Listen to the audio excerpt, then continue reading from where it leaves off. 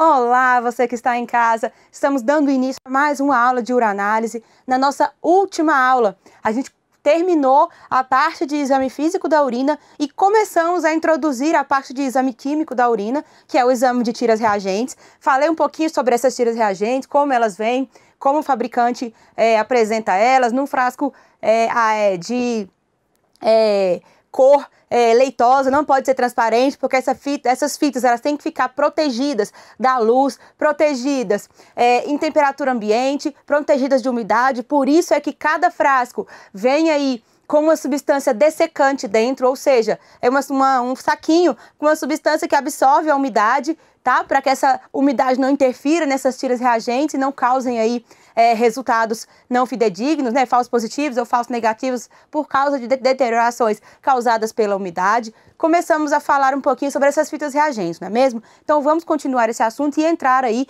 no exame químico da urina, falando sobre todos os componentes, um por um, que a gente avalia aí nesse exame químico. Vamos falar de pH, de glicose, de proteína, de cetona, sangue, leucócitos, enfim, cada um desses parâmetros que a gente avalia aí no exame químico da urina, tá bom? E aí, vamos aí passar pelas partes mais importantes de cada um desses compostos, o que eles podem trazer aí de interferência, o que eles podem nos dizer sobre o nosso paciente e assim por diante, tá bom? Então, sem perder mais tempo, vamos começar o nosso conteúdo. Antes de começar, eu vou me apresentar para vocês. Meu nome é Adriana Marangon, eu sou biomédica, tá? Já puxei até sardinha aqui, botando um símbolo aqui, né, da minha profissão. Sou biomédica com muito orgulho, professora aqui no Gran Cursos Online e servidora pública aqui no DF. E vamos dar continuidade ao nosso conteúdo de uranálise, tá bom? Então, joga aqui no material para mim, por favor, para a gente começar o nosso conteúdo de hoje. Então, no início da última aula, a gente finalizou começando a falar sobre essas tiras reagentes, que são as tiras normalmente utilizadas para o exame químico da urina.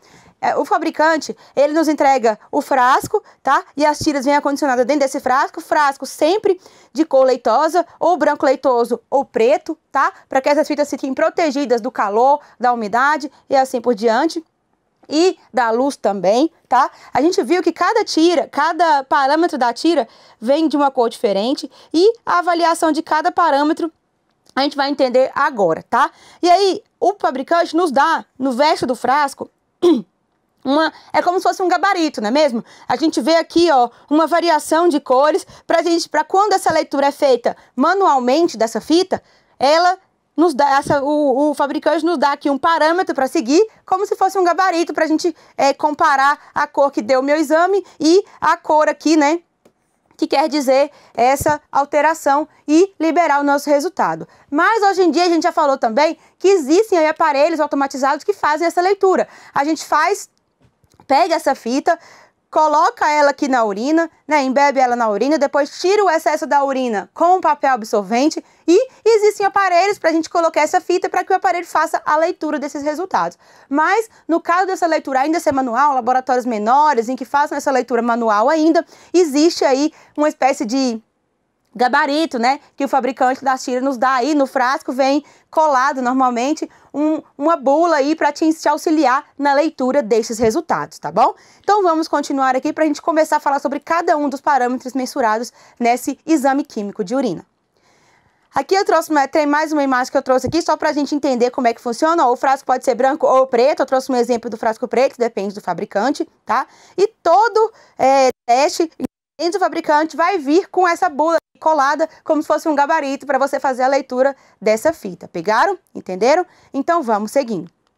E aí, o que vai ter escrito lá no frasco para te orientar na leitura da fita é justamente esse rótulo aqui, tá? Com explicando para você, né, determinando para você qual o parâmetro e o que significa aquela alteração de cor que deu ali no seu exame. Por exemplo, a densidade, que é o primeiro parâmetro que costuma vir na fita, e conforme a densidade da urina vai aumentando, essa coloração da fita passa de azul escuro para até esverdeado, até chegar à coloração amarela. Então, a cor vai alterando de acordo com a densidade da urina. Quanto maior a densidade, mais amarelo fica essa fita, esse parâmetro da fita. E, no caso do pH, tá? tá?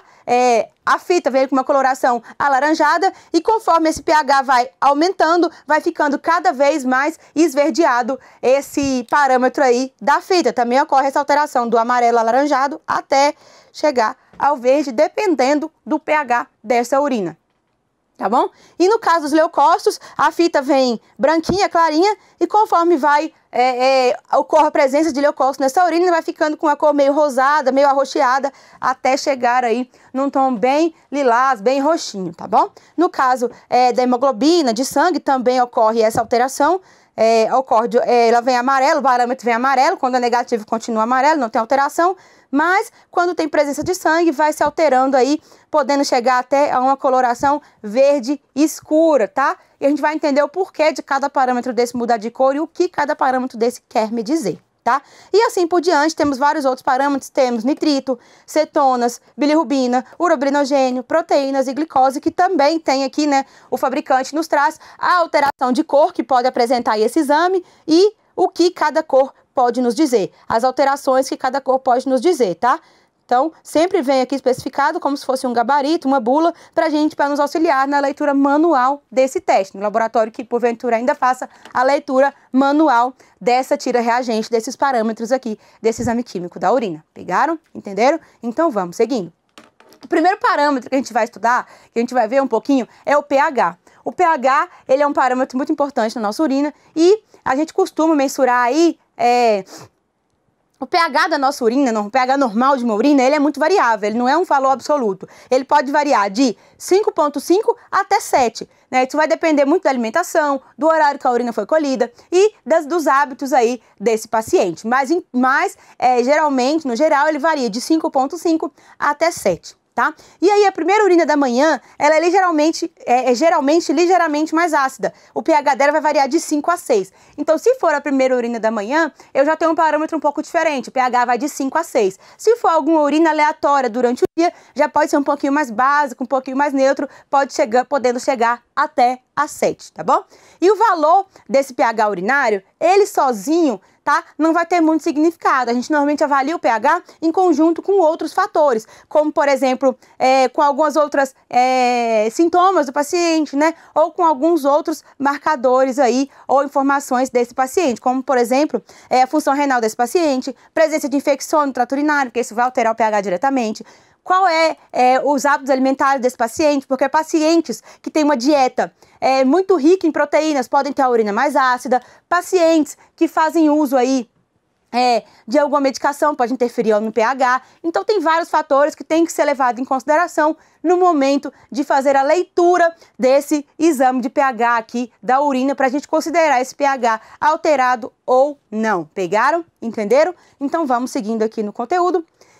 E qual o princípio que a gente utiliza para fazer esse teste de pH da urina ali? O princípio que é utilizado naquele teste de pH da fita ali, aquele parâmetro do pH naquela fitinha reagente.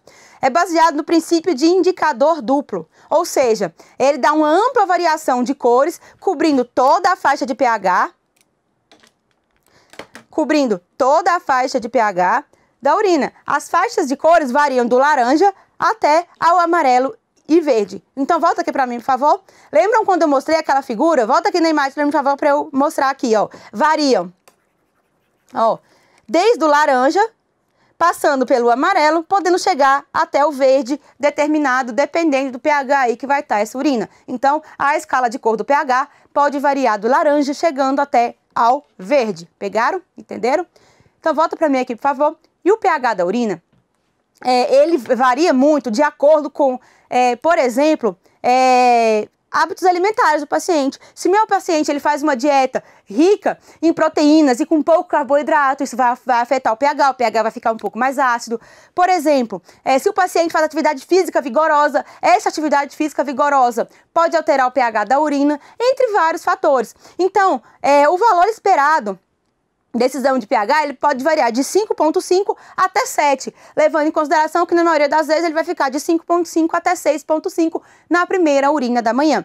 Os rins normais, em condições normais, eles podem produzir urina com pH que varia desde o 4,5 até o 8,2. Porém, numa dieta habitual, em condições normais, vai girar em torno de 6, 5,5 até 6, o pH normal dessa urina. Essa variação de 4,5 até 8, ela vai depender muito de vários fatores, como, por exemplo, a dieta, prática de atividades físicas, alimentação, dieta, né, alimentação, uso de alguma medicação ou até mesmo o metabolismo mesmo. Tem pacientes que têm diabetes, tem um metabolismo mais ácido, tem disfunções ácido-básicas. Então, assim, cada metabolismo é diferente, né? Nenhum ser humano é igual ao outro, mas em condições habituais os rins também têm essa variação, que o pH pode ser desde 4,5 até 8, levando em consideração que um paciente em condições normais, a faixa etária vai ser de 5,5 até 6, o pH normal dessa urina que a gente consegue encontrar na maioria dos casos. Pegaram? Entenderam? Então vamos seguindo aqui. E qual o significado clínico que pode ter pra gente esse exame de pH da urina? Ele pode ajudar a gente a detectar distúrbios hidroeletrolíticos, por exemplo, sistêmicos de origem metabólica ou respiratória. Por exemplo, na acidose metabólica, vai haver uma produção de urina ácida. Por quê? Se meu metabolismo está ácido, os rins vão trabalhar, né, na filtragem do sangue para eliminar esse excesso de acidez, ou seja, urina mais ácida. Então, na alcalose respiratória, vai gerar uma urina alcalina, justamente pelo mesmo processo. Nossos rins vão trabalhar para eliminar o excesso, né, de alcalose, e aí vai gerar uma urina mais básica, tá? Ou ainda, o pH ele vai poder indicar algum distúrbio resultante de incapacidade renal de absorver ou reabsorver ácidos ou bases, dependendo do composto. Tem compostos que são ácidos, compostos que são básicos. Então, varia de acordo aí com os compostos. O conhecimento desse pH urinário ele também é importante para identificar cristais no exame de sedimentoscopia, que a gente vai ver ainda mais adiante, e também dizer sobre formação de cálculos ou outras alterações aí renais. Por quê? Pacientes com a urina mais ácida, quanto mais ácida a urina, maior a probabilidade de haver formação de cristais nessa urina, porque esses compostos ácidos acabam formando esses cristais aí na urina. Então, consequentemente, uma urina ácida, muito ácida, eu vou achar aí no exame de sedimentoscopia a presença de cristais aí nessa urina. E assim por diante, tá bom? Um parâmetro acaba sendo ligado aí, correlacionado ao outro. Pegaram? Entenderam? Então, vamos seguindo aqui no nosso conteúdo. E o pH... Pessoas que comem alimentos ricos em proteína, como eu já falei, vão ter a urina mais ácida. Enquanto pessoas vegetarianas, olha que interessante, pacientes vegetarianos vão ter uma urina bem mais alcalina. Por quê? Porque o bicarbonato, tá, presente aí em muitas frutas e vegetais vai alterar, né, essa urina e deixar ela mais alcalina, porque pacientes vegetarianos, eles consomem muita fruta, muitos vegetais, e esse bicarbonato existente aí nessas frutas e vegetais vai tornar essa urina um pouco mais alcalina, né? E já pessoas que fazem dieta com muita proteína, né, vão ter a urina mais ácida, tá? Então, por isso que a gente fala que a alimentação, os hábitos alimentares interferem diretamente nesses valores de pH. Pegaram? Entenderam? E se a urina não for corretamente conservada, tá, gente? Se o processo de conservação não for feito corretamente, se essa urina não for processada, volta aqui pra mim, por favor. Lembra quando a gente falou de conservação da urina, que ela tem que ser feita de forma correta? Quando você faz a coleta em casa, você tem até 1 hora para levar essa urina ao laboratório. Caso por algum motivo você não consiga levar essa urina, ela precisa ficar refrigerada, tá? E da mesma forma, quando essa urina chega ao laboratório, ela precisa ser processada em até 1 hora. Caso o laboratório não consiga processar essa amostra, ele vai adicionar aí algum conservante para que essa amostra continue estável aí e não tenha nenhum dos parâmetros alterados pela má conservação ou pelo tempo entre a coleta e a análise, tá bom? E aí, essa falta de conservação, ou esse tempo aí entre coleta e análise, que não tenha sido estabelecido algum conservante para essa amostra, adicionado nenhum conservante, pode alterar o pH. Por quê? Quanto mais tempo eu demoro para processar a minha urina, mais básica ela fica. O pH mais elevado ele fica, ela fica mais alcalina. Por quê? Porque aí eu vou ter necessidade de uma nova coleta, não vai ser muito fidedigno o meu resultado. Então, se essa urina não ficar refrigerada, ou a gente não adicionar conservante específico nela para manter o pH, que a gente viu lá atrás na nossa aula, quais são os conservantes que a gente costuma utilizar. E se a gente não utilizar aí o conservante correto, ou mesmo conservar da forma correta, ou mesmo entregar essa urina no laboratório no tempo correto, esse pH vai ser alterado por degradações ali, né, que ocorrem normalmente na urina se ela não ficar conservada ou não for processada em tempo hábil. Então, quanto mais tempo você espera sem conservar a sua urina para analisá-la, mais esse pH vai ficar alcalino, mais elevado esse pH vai ficar, pegaram? Entenderam? E aí eu já preciso de uma nova coleta de urina, porque esse resultado não vai ser mais fidedigno, tá bom? Então vamos seguindo aqui para falar do nosso próximo parâmetro, que é analisado nas nossas fitas reagentes, que são as proteínas. As proteínas, elas são aí, é o marcador que mais relaciona, é o parâmetro aí que mais se relaciona com a função renal do paciente. Por quê?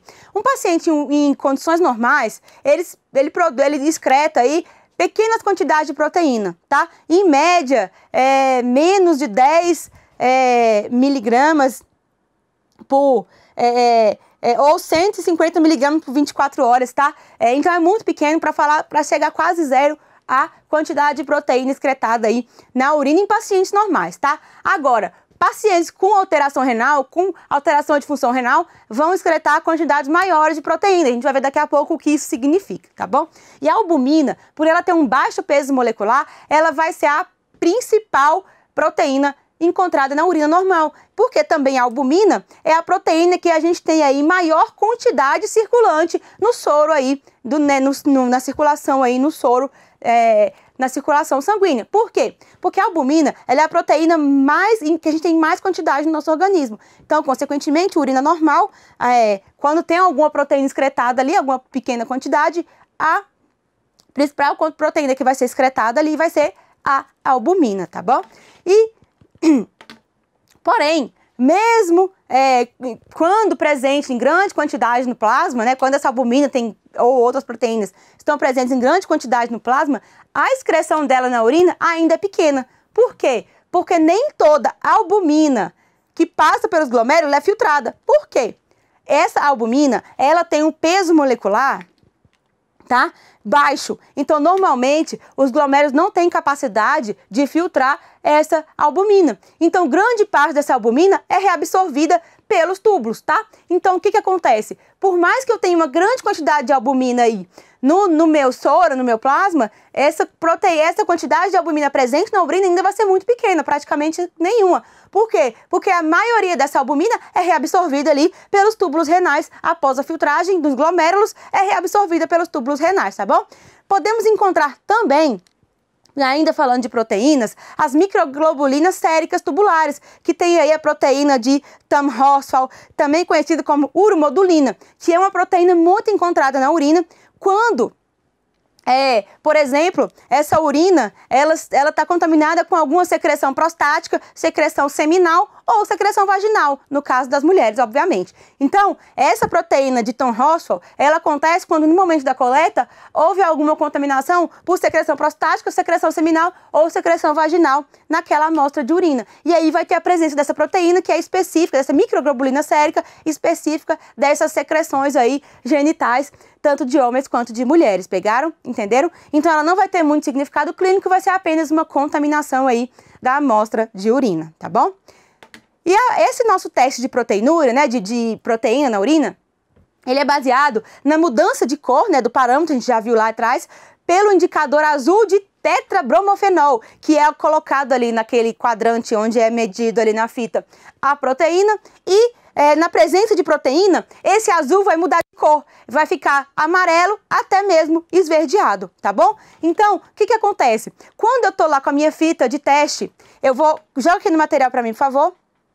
Quando eu tô falando de proteínas, olha aqui. Quando eu tô falando de proteína, eu tenho aqui na minha fita de teste, ó, uma substância que em contato com proteínas, ela muda de cor, que é o azul de tetrabromofenol. Quando a minha dosagem de proteína está muito alta, esse contato da proteína, reação da proteína com o azul de tetrabromofenol, vai transformar o amarelo, que é a cor normal, quando não há proteína, em uma escala de até mesmo podendo chegar a verde, porque o azul de tetrabromofenol vai reagir e mostrar a cor ali, transformando aquela cor que até então era amarelo, que é a coloração normal, sem alteração, sem proteína, numa coloração que pode chegar até o verde, quando essa proteinúria está em níveis mais altos. Pegaram? Entenderam? Então volta aqui para mim, por favor. E esse azul de tetrabromofenol, ele fica ali, ele é incluído ali para que a proteína, quando ela está presente, ela reaja com ele e mostre cor ali naquela reação, entenderam?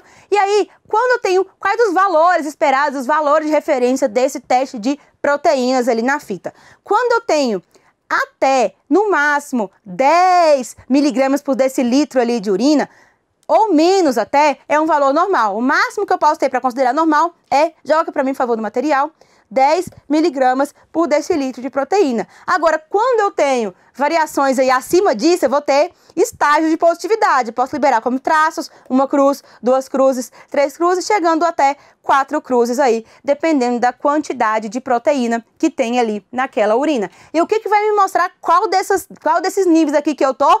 A reação com o azul de tetrabromofenol, que vai transformar aquele quadrante ali de amarelinho até podendo chegar no verde, quando essa proteína está em níveis muito altos, que a gente diz que seriam 4 cruzes, que é uma quantidade muito grande de proteínas ali naquela urina. Pegaram? Entenderam? Então, normalmente, quando eu tenho proteinúria numa urina, quando eu tenho presente de proteína, eu vou ter também reação positiva para o sangue e achados microscópicos de cilindros, por exemplo, de hemácia, leucócitos ou bactérias, porque normalmente um fator anda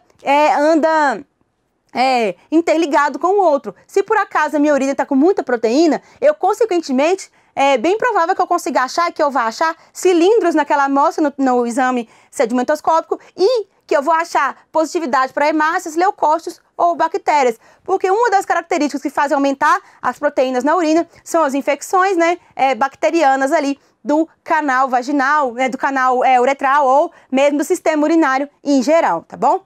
E quais são as limitações desse teste aí, desse exame de proteínas da fita reagente? A nossa urina, quando ela é alcalina, ou seja, um pH aí em torno de 9, até mesmo maior, pode gerar resultado falso positivo para a proteína. Por quê? Porque a urina alcalina, ela vai aí, essa característica de pH elevado da urina não vai permitir que o azul de tetrabromofenol reaja corretamente, né, com aquela proteína que está presente. E aí, mesmo quando não há proteína, aquele pH elevado pode reagir, levando a azul de tetrabromofenol a expressar cor, quando na verdade não existe proteína ali. Pegaram? Entenderam? O uso de medicações, por exemplo, quinidina, cloroquina, trimetoprim, fenoxapiridina, por exemplo, polivinaprolidona, algumas medicações, por exemplo, podem alterar também esse teste de proteínas, porque ele pode alterar vários parâmetros aí, entre eles o pH, e gerar resultados aí não fidedignos de proteinúria, pegaram? Por exemplo, resíduos de desinfetantes. Por exemplo, quando eu estou com meu tubo de coleta que não está devidamente esterilizado e que tem resíduos de desinfetantes ali naquele tubo de coleta, tá? Naquele tubo que eu estou usando para poder coletar a urina, isso pode gerar resultado positivo. Por quê? Alguns desinfetantes contêm grupamentos de amônia, contém amônia nele, amônia quaternária.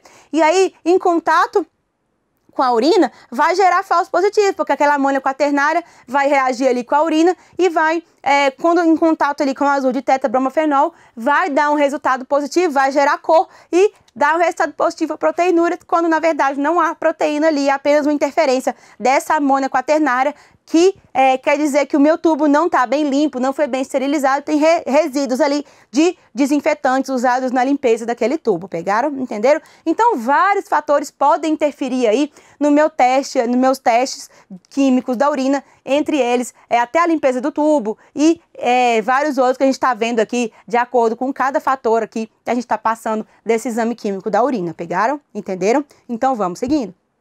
E qual o significado clínico de eu achar uma proteinúria, aí, um teste de proteína positivo no meu exame químico da urina? As principais causas de proteinúria, como eu falei aqui, são lesões na membrana glomerular, tá? A proteína é muito utilizada para a gente mensurar a função renal. Então, se eu tiver um exame de proteinúria positivo, provavelmente eu vou ter alguma lesão na membrana glomerular desse paciente, ou distúrbios que afetam reabsorção tubular, porque os túbulos renais eles não estão reabsorvendo corretamente a proteína como deveriam, né? Após a filtragem, os túbulos reabsorvem, né? Então, no caso de algum distúrbio tubular aí, os túbulos não reabsorvem como deveriam e essa proteína acaba excretada, ou mesmo aumento do nível sérico de algumas proteínas de baixo peso molecular, que aí quando elas estão num nível muito alto no plasma, os nossos túbulos eles não conseguem reabsorver tudo, por causa do nosso limiar de reabsorção aí dos túbulos, que eles têm um limite que eles conseguem reabsorver. Então, se a gente está com um nível muito alto de proteína sérica, os túbulos não vão conseguir reabsorver, porque eles têm um limite aí que eles conseguem, né, um limiar, que a gente chama. Então, vai começar a ser excretada mais proteína do que o normal. E aí, acende o sinal de alerta para eu ver aí o que está acontecendo com esse paciente. Pegaram? Entenderam? Então, vamos seguindo. E quando a membrana glomerular está comprometida, a filtração seletiva fica prejudicada. E grandes quantidades de albumina e globulina passam por essa membrana, sendo excretadas na urina. Quando a membrana glomerular está comprometida, a filtração, aquela microfiltração glomerular, que é o primeiro passo da formação da urina, ela fica comprometida, ou seja, não vai filtrar corretamente. E aí grandes quantidades de globulina vão passar e vão chegar lá nos túbulos. Como o limiar dos túbulos é um pouco, não consegue reabsorver tudo, ela vai acabar sendo excretada por essa alteração da filtragem ali, em que não conseguiu filtrar tudo, acabou indo para os túbulos e os túbulos não conseguiram reabsorver tudo por causa do limiar ali, de reabsorção do limite que eles conseguem reabsorver. Então, isso também pode interferir e aumentar a quantidade de proteína excretada, consequentemente, quantidade de proteína na urina. Pegaram? Entenderam? Então, vamos seguindo. E quais são os exemplos, tá, de alterações que afetam essa membrana glomerular que podem causar essa alteração? Por exemplo, intoxicação, né, agentes tóxicos, complexos imunes encontrados no lúpus. Pessoas que têm lúpus podem ter aí insuficiência renal, e a insuficiência renal ela é causada justamente por essas alterações aí na membrana glomerular, tá? O que vai alterar a função renal como um todo desse paciente. Pacientes com infecção, com glomerulonefrite estreptocócica, né? Que é uma infecção causada pelos estreptococos. E aí, essas infecções também vão causar alterações nessa membrana, vão interferir nessa filtragem glomerular, interferindo, no geral, no exame de urina, ocorrendo a liberação de mais proteína do que deveria, consequentemente, positividade nesse exame de proteinúria e assim por diante, tá? E quais os distúrbios que podem afetar a reabsorção tubular, tá? Dessas proteínas, principalmente da albumina, né, que é a que está em maior quantidade, ou de outras proteínas de peso molecular, alguns distúrbios, eles afetam a reabsorção tubular. Ou seja, por exemplo, tem albumina ali em quantidade normal, e aí o filtrado, ocorreu a filtragem normalmente, né? A membrana glomerular está normal, conseguiu fazer a filtragem e foi para os túbulos, né? Na hora de passar pelos túbulos para ocorrer a reabsorção, se há alguma alteração ali, algum distúrbio que está afetando essa reabsorção tubular, essa capacidade de reabsorção dos túbulos renais, aí, consequentemente, eu vou ter mais proteína excretada, porque os túbulos não vão conseguir reabsorver de forma correta essas proteínas e elas vão acabar sendo excretadas. Então, o que difere lesão de membrana glomerular de distúrbios de reabsorção tubular é justamente a quantidade de proteína, né, excretada, e qual proteína que eu estou excretando em maior quantidade. A albumina e proteínas de baixo peso molecular, normalmente eu vou ter elas excretadas em maior quantidade quando a minha alteração é na reabsorção, tá? E outros tipos de proteína no geral podem estar alteradas aí, aumentadas, quando eu tiver alguma alteração nas membranas glomerulares. E como é que eu vou diferir? Aí eu vou ter que partir para outro tipo de exame mais aprofundado, depois de fazer o meu exame químico, para saber que tipo de proteína que está presente ali naquela urina. Pegaram? Entenderam? Só o exame químico por si só não vai me dizer qual é o tipo de alteração. Eu preciso ir para exames mais profundos para saber qual é a alteração que aquele paciente está, se é nos túbulos, se é na membrana glomerular, para entender que tipo de proteína que ele está excretando em maior quantidade. Pegaram? Entenderam? Por exemplo, uma proteína muito encontrada, tá, em pacientes com proteinúria, principalmente pacientes com mieloma múltiplo, e especialmente pacientes com mieloma múltiplo, é a proteína de Benzett-Jones. Essa proteína, ela ocorre, a excreção em grande quantidade dessa proteína ocorre quando o paciente tem mieloma múltiplo, e quando o paciente tem mieloma múltiplo, volta aqui para mim, por favor. Quando o paciente tem mieloma múltiplo, vai ter aí proliferação de plasmócitos produtores de imunoglobulina. Então, se os plasmócitos estão em maior quantidade, os plasmócitos produtores de imunoglobulina, você vai ter imunoglobulina em maior quantidade. Ou seja, você vai ter proteínas de Benzett-Jones em maior quantidade, deixando o soro repleto cadeias leves de imunoglobulinas. E essas cadeias leves, elas são chamadas de proteínas de Benzath Jones. Quanto mais plasmócitos produtores de imunoglobulina eu tenho, mais imunoglobulinas de cadeia leve eu vou ter ali circulante. E essas proteínas, essas imunoglobulinas de cadeia leve, nada mais são do que essa proteína de Benzath Jones. E essas proteínas, elas ultrapassam a capacidade de reabsorção tubular. Lembra que eu falei do limiar? Porque os nossos túbulos renais, eles têm um limite que eles conseguem reabsorver. Se eu tenho a mais do que esse limite, ela vai ser excretada porque vai passar aí, né, do meu limiar de reabsorção tubular. E é isso que acontece. Quando eu tenho muita proteína ali de Benzath Jones, né, ou imunoglobulina de cadeia leve, ela vai ser maior do que o meu limite de reabsorção tubular, consequentemente, vão ser excretadas na urina. E aí, o que acontece? Tanto a proteína de Benzath Jones, para a gente confirmar aí qual proteína que está sendo excretada, se é de Benzath Jones, se é albumina, eu preciso fazer dosagem de proteína e imunoeletroforese do soro do paciente da urina para saber qual tipo de proteína que está sendo excretada ali em maior quantidade, para eu saber qual é o distúrbio que pode estar tendo nesse paciente, tá? No caso dessas proteínas de Benzath Jones, elas vão alterar não só o exame de urina do paciente, elas vão alterar uma série de parâmetros desse paciente. Por exemplo, falando em pacientes de mieloma múltiplo, são pacientes que muitas vezes eles requerem suporte transfusional, porque eles ficam aí, como é uma alteração, é uma doença oncohematológica, esses pacientes, eles requerem aí suporte transfusional, né, e assim por diante. E essas proteínas de Benzath Jones, essas cadeias leves de imunoglobulina presentes em grande quantidade no soro, vão interferir até mesmo nesses exames hematológicos do paciente, vão interferir na tipagem, vão interferir na compatibilidade de bolsa. Muitas vezes esses pacientes desenvolvem aí positividade em vários testes aí, impossibilitando a gente achar uma bolsa compatível ou impossibilitando a gente determinar a tipagem concreta desse paciente por via, né, que a gente faz lá no laboratório, justamente pela interferência dessas cadeias leves de imunoglobulina ou, né, chamada de proteínas de Benzath Jones, que estão em grande quantidade circulantes aí desses pacientes com mieloma múltiplo. Não são todos os pacientes que têm essa alteração, mas o mieloma múltiplo ele tem uma grande probabilidade de causar essa alteração nos pacientes, pegaram? Entenderam? Então a gente encerra esse bloco por aqui e volta daqui a pouco para continuar falando sobre o exame químico da urina. A gente já volta.